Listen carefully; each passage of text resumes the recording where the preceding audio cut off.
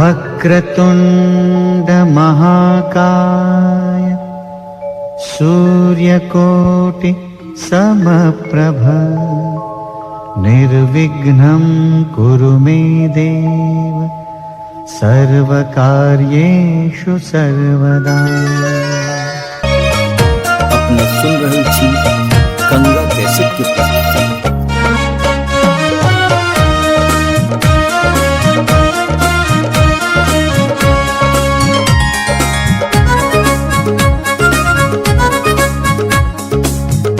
सकलनि सुदीन दीन पंडित सा ज्ञानी है जगदम्बे माता।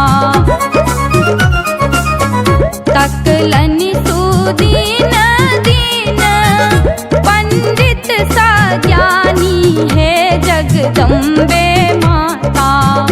भेले उपनयनक ओरियान हे जगदम्बे माता।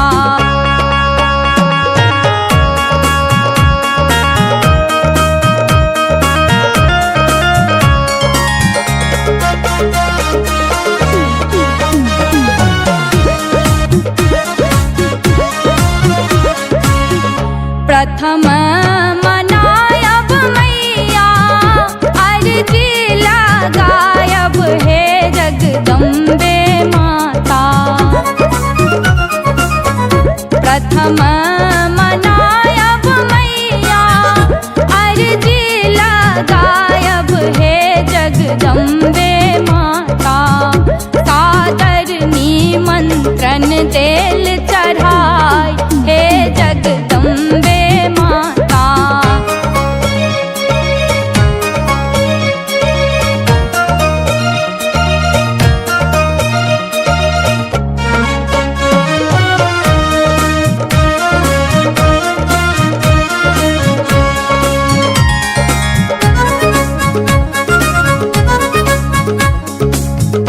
नोतलों धर्मराज बाबा मीरा बिसहारा है जगदम्बे माता।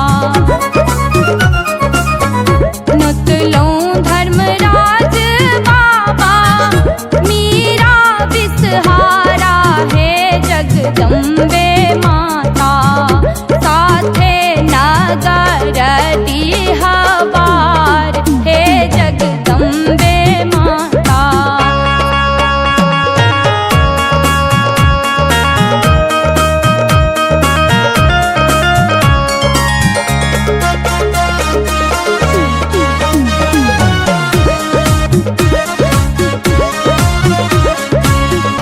बटुक बनल दोनों बरुआ कर जोड़ने हे जगदम्बे माता। बटुक बनल दोनों बरुआ कर जोड़ने हे जगदम्बे माता।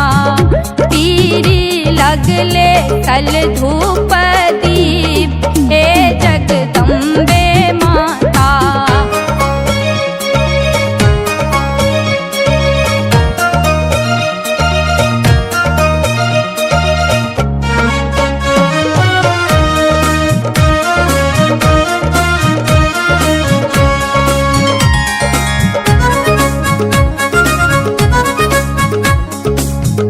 शुभ शुभ उद्योग संगे मरबो सुशोभित हे जगदम्बे माता। शुभ शुभ उद्योग संग मरबो सुशोभित हे जगदम्बे माता। बरुआ के दियो शुभ आशीष हे जगदम्बे माता।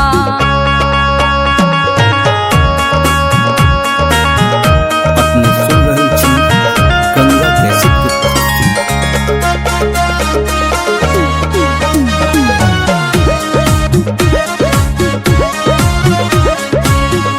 त्रिसित गोरा देने कहने नी हो रहा है जगदम्बे माता। त्रिसित गोरा देने के नैनी हो राहे जगदम्बे माता आवे ने बाधा व्यवधान हे जगदम्बे माता